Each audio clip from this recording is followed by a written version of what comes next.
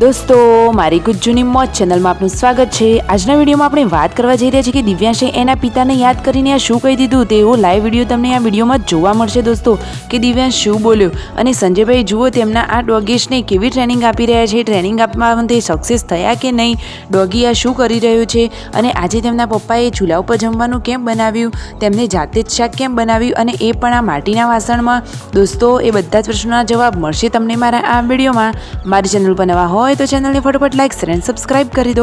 Fool video in Thakur family blog channel full video की link दोस्तों description में मूकेली ज छे, त्यां जईने तमे आखो विडियो वॉच करी शको छो। दोस्तों आ दिव्यांश सोफा पर सूता सूता मोबाइल जोई रह्यो हतो अने जुओ एने आ शुं थई गयुं, अचानक तेनो चेहरो उदास केम थई गयो दोस्तों।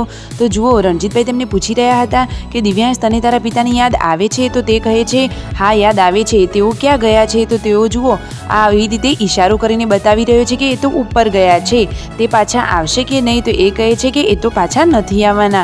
જુઓ તો ખરા દોસ્તો આ નાનકડું ફૂલ કેવું કહી રહ્યું છે તેના પિતા વિશે, તેને એટલી બધી ક્યાં ખબર પડે દોસ્તો, ખરેખર તેને પણ પિતાની યાદ તો આવે જ ને। અને જુઓ દોસ્તો સંજયભાઈ તેના ડોગીશને કેવી ટ્રેનિંગ આપી રહ્યા છે, ખરેખર ડોગીશ તો એકદમ જોરદાર ટ્રેનર બની જવાનું છે। જુઓ બોટલ આ રીતે દૂર ફેંકી સંજયભાઈ તેને પકડીને લાવવાનું કહે છે, તો તે એમાં સક્સેસ થશે કે નહીં, તે લાવશે કે નહીં લાવે? તો વાવ ફાઇનલી જુઓ ડોગીશ એ બોટલ લઈને સંજયભાઈની જોડે આવી ગયું છે। આ રીતે તેઓ રોજ તેને ટ્રેન કરતા રહેશે।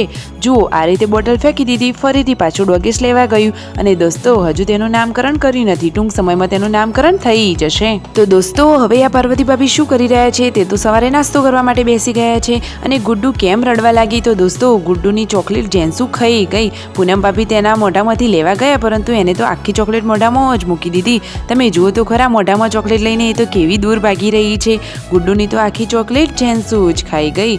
અને દોસ્તો જુઓ પૂનમ ભાભી આ બહાર વાસણ માંજી રહ્યા છે અને આ બાજુ પાર્વતી ભાભી ચૂલા ઉપર મસ્ત મજાના બાજરીના રોટલા બનાવી રહ્યા છે। અને આ સંજયભાઈને બચ્ચા પાર્ટી ગાડી લઈને ક્યાં ચાલ્યા? તો દોસ્તો પાણીમાં આવડો મોટો આવ્યો હતો મગર, તો એ બધા લોકો મગર જોવા માટે ગયા હતા। અને આ જુઓ ત્રણેય જણા ઘરે હતા, તો એ તો આજે સૌથી પહેલાં જમવા માટે બેસી ગયા। કોણ કોણ? તો પૂનમ ભાભી, પાર્વતી ભાભી ને શિલ્પા ભાભી। અને દોસ્તો જુઓ આજે રાત્રે જમણવારમાં બનાવ્યું છે કારેલાનું શાક અને આજે તો એક જોરદાર વસ્તુ બનાવી છે, આજે તો તેમના પિતાશ્રી જમવાનું બનાવી રહ્યા છે, શાક તેમના પિતા બનાવવાના છે। તો દોસ્તો કેમ તેઓ બનાવવાના છે? શું ઘરના લોકો શાક સારું નથી બનાવતા?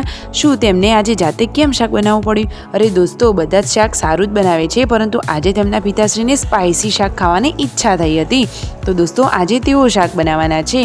તો કેવું શાક બનાવે છે, કઈ રીતે બનાવે છે તમને જોવા મળશે મારા આ વિડીયોમાં। તો દોસ્તો વિડીયોને સ્કીપ કર્યા વગર અંત સુધી જોજો।